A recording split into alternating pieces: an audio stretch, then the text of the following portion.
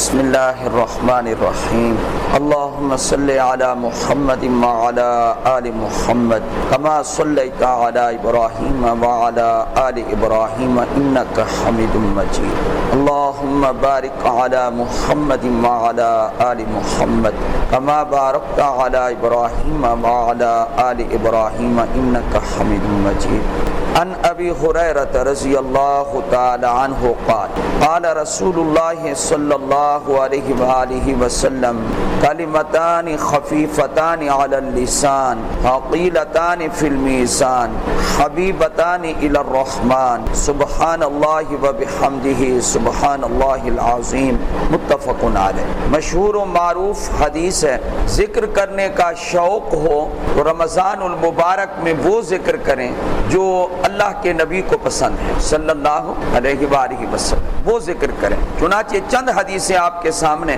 سیدنا ابو ہریرہ رضی اللہ تعالی عنہ ارشاد فرماتے ہیں، اللہ کے رسول صلی اللہ علیہ وآلہ وسلم نے فرمایا دو کلمے ہیں زبان پر ہلکے ہیں، پڑھنے میں کوئی دشواری نہیں، ہلکے پھلکے ہیں، لیکن ہلکے پھلکے زبان پر ہیں۔ فرمایا کل قیامت کے دن میزان عمل میں اعمال کے لیے جو ترازو ہے اس میں وہ کلمے ہلکے نہیں ہوں گے، زبان پر ہلکے ہوں گے، میزان میں بھاری ہوں گے۔ تو ایک قرآن عالم نے اس کی ایک مثال لکھی تو وہ مجھے بڑی پسند آئی۔ زبان پر ایک چیز ہلکی ہو اور کہیں جا کر بھاری ہو جائے، کیا دنیا میں بھی اس کی کوئی مثال ہے؟ یہ جو باریک باریک ہم پاپڑ کھاتے ہیں، بچے بھی کھاتے ہیں، بڑے بھی کھاتے ہیں، بوڑھے بھی کھاتے ہیں، جب آپ اس کو زبان پہ رکھتے ہیں تو وہ پاپڑ بالکل ہلکے ہوتے ہیں، لیکن جب وہ معدے میں جاتے ہیں تو وہ جلد ہضم نہیں ہوتے، وہ بھاری ہو جاتے ہیں۔ تو اس کی مثال تو اللہ نے دنیا میں رکھ دی ہے کہ ایک چیز زبان پہ ہلکی ہے، معدے میں وہ بھاری ہے۔ ایسے ہی قیامت کے دن دنیا میں یہ پڑھے ہوئے کلمات جو اب آ رہے ہیں یہ زبان پر تو بڑے جلدی ادا ہو جاتے ہیں، کوئی بوجھ نہیں ہے، لیکن جب ترازو میں ان کا وزن کیا جائے گا تو اللہ کے نبی صلی اللہ علیہ وآلہ وسلم نے فرمایا بھاری ہوں گے دو کلمے، اور وہ دو کلمے ایسے ہیں کہ ان کی ایک اور صفت بھی ہے، حبیبتان الی الرحمن۔ اللہ کے نبی صلی اللہ علیہ وآلہ وسلم نے فرمایا وہ دو کلمے رحمان کو محبوب ہیں، اللہ پسند کرتا ہے وہ کلمے۔ اب وہ کلمے ہیں کون سے؟ وہی کلمے ہیں جو آپ کئی بار سن چکے ہیں، صرف پڑھنے کی ضرورت ہے، کبھی یہ تسبیح بھی پڑھیں۔ کون سی؟ فرمایا دو کلمے یہ ہیں، سبحان اللہ وبحمدہ سبحان اللہ العظیم۔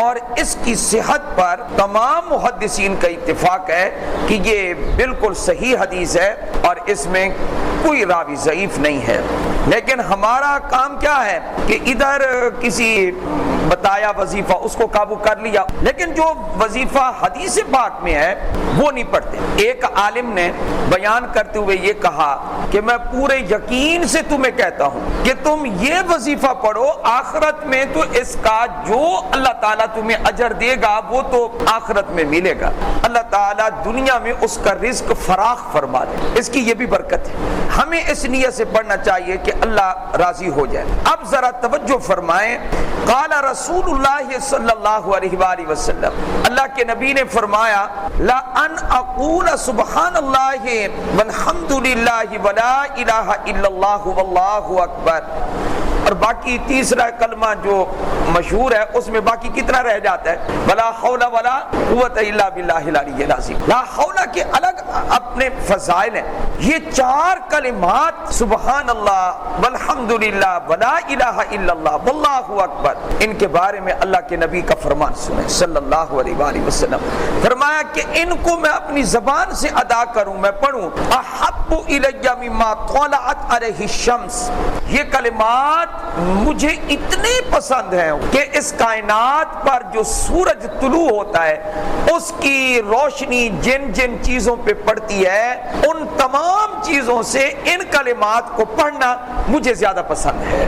یہ وہ کلمات ہیں سبحان اللہ والحمد للہ ولا الہ الا۔ طواف کے اندر بھی اکثر لوگ یہی کلمات پڑھ رہے ہوتے ہیں، یہ کلمات معمولی معمولی نہیں ہے.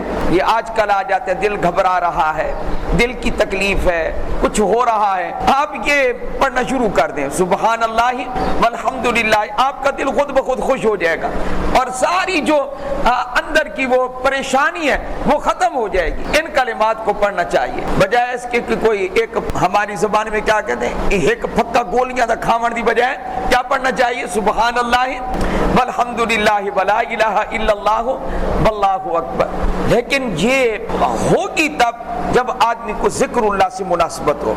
سیدنا ابو ذر غفاری رضی اللہ تعالیٰ عنہ ارشاد فرماتے ہیں قال لی رسول اللہ صلی اللہ علیہ وسلم، اپنے پیارے صحابی کو فرمایا کہ مجھے آپ ارشاد فرمانے لگے الا اخبرک باحب الکلام الی اللہ، اے ابو ذر کیا میں تجھے ایسا کلام نہ بتاؤں جو اللہ کو بہت زیادہ پسند ہے، جو کلام اللہ کو بہت زیادہ پسند ہے کیا میں تمہیں وہ نہ بتاؤں؟ کہنے لگے جی. میں نے کہا یہ تو میرے لیے بہت خوش قسمتی کی بات ہے کہ آپ خصوصیت کے ساتھ مجھے ارشاد فرما رہے ہیں. تو آپ نے فرمایا ان احب الکلام الی اللہ، سن لو پھر اللہ تعالیٰ کو جو کلمات پسند ہیں، جو کلام پسند ہے نا وہ سن لو تم.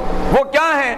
وہ وہی ہیں جن کا ذکر ہم کرتے آ رہے ہیں سبحان اللہ و بحمدہ. یہ اللہ کو پسند ہے، اللہ کے نبی کو بھی پسند ہے صلی اللہ علیہ وآلہ وسلم. مجھے اس بات کی بڑی حیرت ہے لوگ یہ ذکر کرتے کیوں نہیں ہیں. یا تو اس کی وجہ یہ ہے کہ شاید حدیث کا بیان اور درس کم ہوتا ہے اور لوگوں کو معلومات نہیں ہے. تو آپ دیکھیں کہ کس قدر مختصر وظیفہ اور اللہ کو بھی پسند، اللہ کے رسول کو بھی پسند صلی اللہ علیہ وسلم، اور صحابہ نے اس پر عمل کر کے دکھایا. ایک بزرگ کے بارے میں پڑھ رہا تھا حضرت محمد ابن سیرین رحمہ اللہ، وہ فرماتے تھے میں نے تو اس کی ایک تسبیح شروع کر دی ہے، بس میں اس کی ایک تسبیح پڑھا کرتا ہوں سبحان اللہ و بحمدہ سبحان اللہ العظیم. اور واقعتاً بخاری شریف کے حاشیے میں وہ درج کی گئی ہے وہ حدیث. فرمایا کہ اگر کسی کے گناہ سمندر کی جھاگ کے بھی برابر ہوں تو جو آدمی روزانہ 100 مرتبہ یہ پڑھے گا کون سے کلمات سبحان اللہ و بحمدہ، اللہ تعالیٰ اس کی اتنے سارے گناہ بھی ان کلمات کی برکت سے معاف فرما دے.